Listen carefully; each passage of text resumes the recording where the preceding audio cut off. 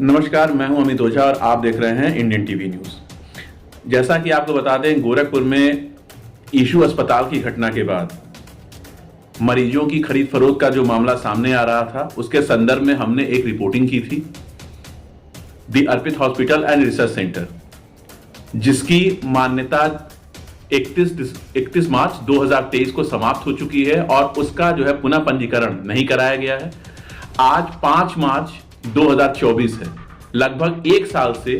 The Arpit hospital and research centre, जो कि करीमनगर में स्थित है, बिना पंजीकरण कराए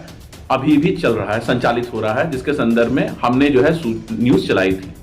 लेकिन कुछ लोग ऐसे हैं जो न्यूज चलने के बाद लगातार धमकी दे रहे हैं कि वीडियो को डिलीट किया जाए, और यदि आप ऐसा नहीं करते हैं तो आपको इसके जो है बहुत ही बुरे परिणाम भुगतने पड़ेंगे। इस संदर्भ में हमने जब सीएमओ ऑफिस में पता किया और वहां पे सीएमओ ऑफिस ने यही बोला कि छापेमारी की कार्यवाही अवैध अस्पतालों पे, अवैध अल्ट्रासाउंड पे और ऐसे लोगों पे लगातार कार्यवाही चलती रहेगी। और इस संदर्भ में उन्होंने ये भी हमें अवगत कराया कि जो ये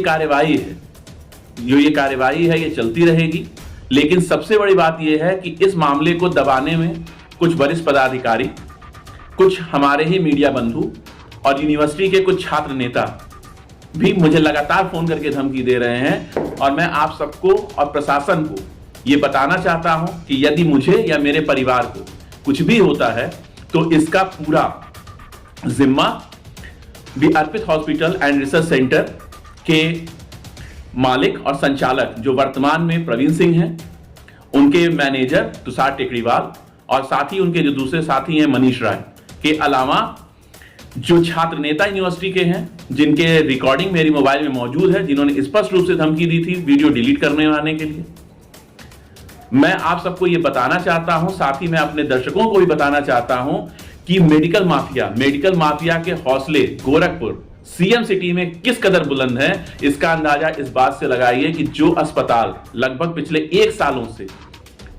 एक सालों से बिना पंजीकरण का रिन्यूअल कराए, नवीनीकरण कराए लगातार संचालित हो रहा है, और सीएमओ ऑफिस लगातार जो है छापे की बात कर रहा है। लेकिन करीमनगर जो कि आपके गोरखपुर में मेडिकल कॉलेज के पास स्थित है, वहां पे इस तरीके की घटना हो रही है और इसके लिए लगातार धमकी दी जा रही है कि यदि आप करते हैं तो आपके खिलाफ कानूनी कार्रवाई भी की जाएगी। लेकिन सबसे बड़ा सवाल यह है कि जिस अस्पताल की मान्यता 2023 में खत्म हो चुकी है, जिन डॉक्टर के नाम पे था, उनका हम पूरा नाम नहीं बता सकते हैं, लेकिन सूत्रों से मिली जानकारी के अनुसार कोई शुक्ला डॉक्टर थे जिन्होंने पंजीकरण खत्म होने के बाद 31 मार्च 2023 के बाद दोबारा अपना वहां पे कोई भी नाम देने से मना कर दिया था, और अभी तक भी अर्पित हॉस्पिटल और रिसर्च सेंटर का पंजीकरण का नवीनीकरण नहीं कराया गया है। लेकिन पिछले एक साल से अस्पताल चल रहा है। सबसे ज्यादा गौर करने वाली बात यह है कि इतना गलत होते हुए भी लगातार धमकियां मिल रही हैं, लगातार धमकियां दे रही हैं। यह भी संभव है कि कल सुबह तक मेरे साथ कोई भी अप्रिय घटना घट सकती है। इस संदर्भ में हमने ऑलरेडी अपने थाना चिलुआताल में सूचना दी है, जिसकी जन सुनवाई में जो पर्ची मिली है, जिसका नंबर 2690 है, जो कि आप देख सकते हैं 2690 है। और जो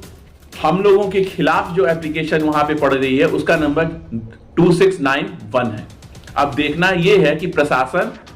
किसकी सुनवाई करता है और जो सही है उसके साथ इंसाफ होता है, या फिर जो है फिर से एक बार मामला दबा दिया जाता है। और जिस तरीके से ये मेडिकल माफिया सालों से अपना व्यापार करते आ रहे हैं और प्रशासन की नींद ईशू अस्पताल में हुई घटना के बाद खुली, वैसे ही शायद प्रशासन की नींद तब खुलेगी जब एक पत्रकार की भी हत्या कर दी जाएगी। और सच बोलने वालों का जो हाल होगा, उसके लिए कहीं ना कहीं प्रशासन और सीएमओ स्वास्थ्य विभाग जिम्मेदार है, क्योंकि इस तरीके की अगर अस्पताल चल रहे हैं तो कहीं ना कहीं लापरवाही उनकी है कि एक साल से इस तरीके के अवैध अस्पताल चल रहे हैं और उस पर कोई कार्रवाई नहीं हो रही है।